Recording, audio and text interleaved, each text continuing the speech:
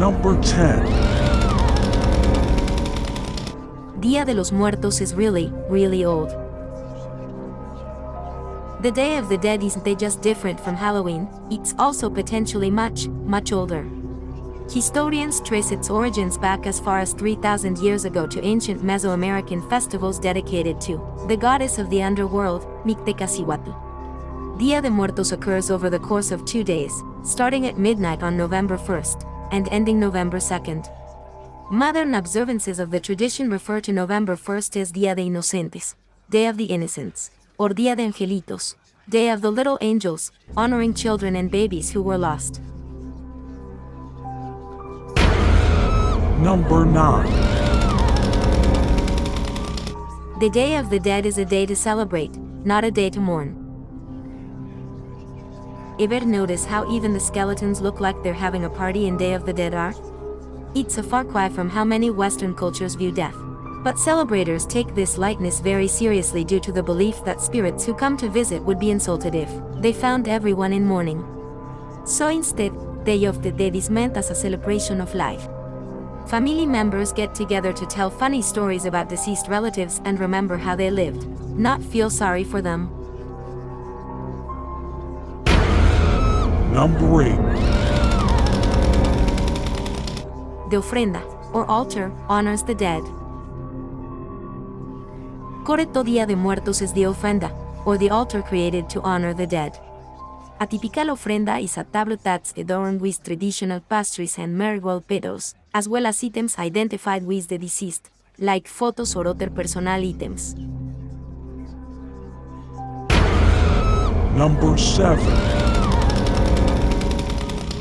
Unique scents are used to lure in the dead. It's no surprise that our sense of smell can help us revisit past memories. But did you know it can invite a visit from the dead? While some Passical flowers and copal incense are used to create a path for the dead, it's believed that the scent of the incense is what actually attracts the dead. Some may even argue that when burned together, the flowers and incense give off a smell similar to that of bones. We are on our way to number 6, but before we get there, don't forget to click that subscribe button, then like our video and share it with your friends. It helps the channel out and lets us know you like us. Thanks for watching. Number 6. The flowers are meant to attract the ghosts. Cempasúchil, the official flowers of the Day of the Dead, are used in massive quantities to decorate the graves and altars, a practice that has its roots in pre-Columbian traditions. These flowers, nicknamed el flor del muerto, or the flower of the dead, sometimes said to represent the sun and rebirth, are also believed to help guide the spirits back home. In English, they are known as Mexican marigolds. Number 5. Day of the Dead is celebrated with sugar skulls. The calavera, or skull, is a central image of Dia de Muertos, and one key element of every celebration is the sugar skull. These decorative candies are placed on the ofrenda as an offering to the dead, and they are given out as treats. Number 4. Families clean and decorate their loved ones' resting places. As part of the tradition, families visit cemeteries where their loved ones are buried to clean and decorate their gravestones with candles and marigolds. Familias will gather to share a meal and tell stories at the gravesite, in addition to bringing objects that were meaningful to the deceased. Number 3. Meat salad is the signature dish. Eat bold and be a holiday with delicious comida.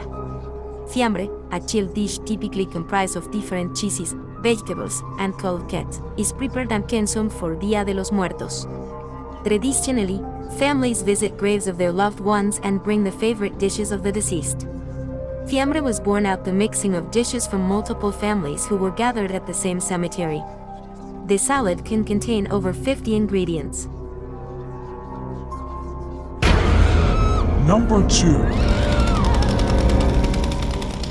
The bigger your kite, the better. In Guatemala, Dia de los Muertos is celebrated by the flying of giant, colorful kites, which are constructed for months in preparation of the day.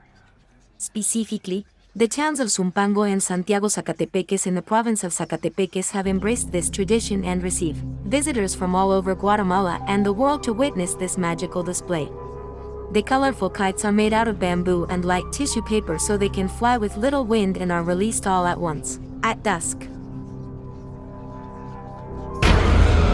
Number 1. One of the most recognizable symbols is la Catrina. La calavera Catrina originated from a 1913 etching by Mexican artist José Guadalupe Posada. The original depiction showed a skeleton in a large hat. Catrina was later given a body by Mexican painter Diego Rivera, who portrayed her as the central figure in his 1947 mural, Sueño de una tarde dominical en la Alameda Central, Dream of a Sunday afternoon along Central Alameda, which can be seen in the Diego Rivera Mural Museum in Mexico City. Catrina is a core part of any Dia de Muertos celebration and is honored in costumes, makeup, and other festive imagery. She also adorns our logo here at Smoke and Bacon as a reminder to not take life so seriously. No one gets out alive anyway.